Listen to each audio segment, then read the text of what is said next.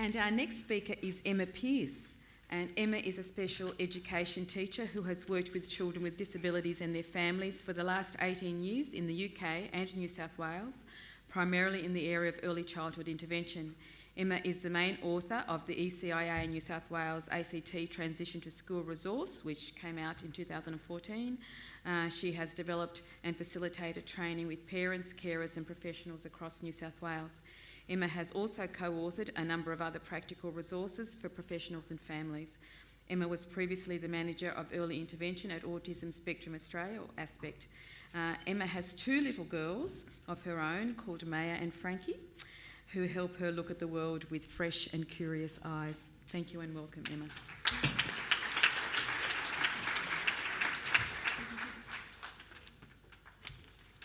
Thank you, Grace. So I'm going to start off by getting people to raise their hands if you have ever worked with a child with a developmental delay or disability. So pretty much everybody, which isn't surprising, given we're thinking that around, the statistics that around up to 1 in 5 Australians has a disability. This is something that disability doesn't discriminate. It's across all cultural, ethnic, language backgrounds, all socioeconomic backgrounds. So it's everybody's business, I guess. In terms of what my keys to inclusion would be, or what Early Childhood Intervention Australia's keys to inclusion would be, rights. I guess it's children's rights, and that's very topical and in line with Children's Week and the theme of the right for every child to enjoy their childhood. But there's legislation around that, as boring as that might be. There's the Disability Discrimination Act, there's the Disability Inclusion Act as well, and I guess really we're all mandated to be including every single child, so it's not something that's an optional add-on or extra, but I know that people here would be very much aware of that. Access, participation and supports. Now those words come from ECIA's inclusion tool, which was developed by a very well-informed academic called Dr. Tim Moore, based in Victoria, and he really defines what it is for children with disabilities and developmental delay. What is it? What are the things that really make inclusion happen on a practical level, on a real level?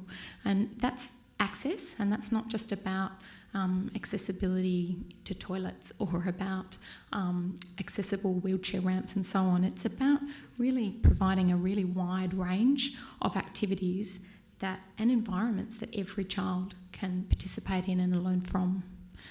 It's also about support such as this visual support that's here on the screen. It's just a simple routine that would be a very common routine within a preschool environment. And I guess what we would be encouraging is that wouldn't just be provided for the child with a disability, but really that would be embedded within everyday practice, used as part of something that's going on for all children within a centre, because a lot of these strategies are actually just good educational practices that benefit everybody. In terms of participation, what we're talking about there is really meaningful participation. So that's about, what is the child actually doing? Are they doing things that are meaningful to them? Are they actually enjoying an activity? And what is it that we might need to tweak in that environment or in that activity to make sure that can happen to that child's capacity in every situation across the day? And in terms of supports, what we're talking about there is the broader aspects of inclusion and of the system, really. So things like the policies, the legislation, professional development, what the things are that we need in order to make inclusion a reality for these kids. It also refers to things like collaboration. We've been hearing a lot about collaboration, the importance of partnerships, relationships, absolutely crucial stuff. And without any one of those three things, we're not actually going to really be able to realise inclusion. So this little framework that I've just popped up on the screen now actually comes from some training that ECIA runs around practical inclusion strategies. And it's simple stuff in a sense, it's not rocket science, but I think it's a helpful little framework, and it's basically some questions. So in that thought bubble there, we've got, can Johnny or Jerry participate in this activity just like all the other children in the setting? And if the answer is yes, brilliant. We don't need to do anything special. We don't need to change anything that we're doing. If the answer is no, then what is it that we need to do? Who is it that we need to call upon within our networks? And what is it that we need to do to make inclusion happen?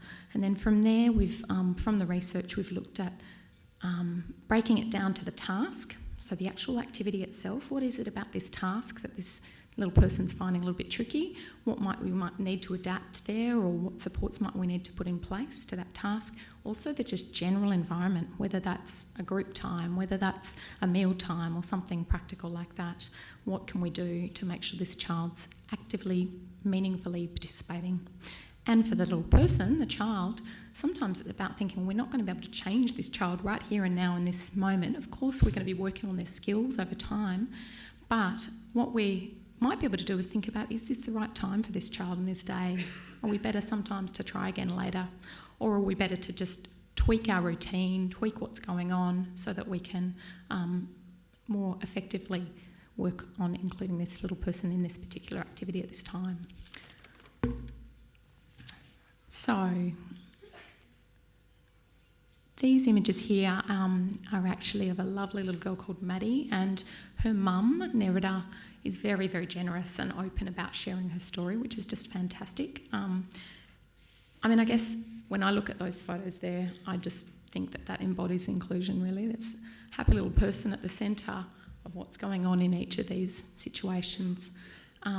Now, this is a success story of inclusion in school and of a lovely transition program, but I'm not going to say it's all been perfect. It certainly hasn't been. There have been little bumps along the way. When these photos were actually taken, they were all beautifully, professional photographer came in and took these photos as part of an article that appeared in a magazine of this little girl, all about the transition, all the planning that had been put in place, the team that had come around this little girl. And this little girl has quite high support needs. She has a lot of medical issues. She has up to 20 to 30 admissions to hospital a year. She doesn't use verbal language as her main way of communicating. She uses augmentative and alternative forms of communication, and she's not walking unaided. So she needs quite a lot of support in a lot of ways. But in a sense here, the kids who are around her, they're not seeing that stuff. Actually, what they're seeing is her personality and her strengths and her as a little person. It's kind of, in a way, their disability is irrelevant. Interestingly though, about a week after these photos were taken, I'd been talking to this mum and things had been going really well, and a week after she was called in to have a formal meeting with the school, and things weren't going so well, and that came as a bit of a surprise. From there, they were having a discussion about, is this actually the right setting? That was the conversation that started to happen. So it was a big conversation. From there, though, I guess Nerida, the mum, thought about, okay, I've got some choices here. I could just say, okay, it's not working. Maybe this inclusion isn't for us and our family. But actually what she did was she thought about it and thought, no, this is really important. What are our goals here? And the main goals for this little girl was social inclusion, which was really successful. But what needed to be put into place, the staff actually needed some additional training and support.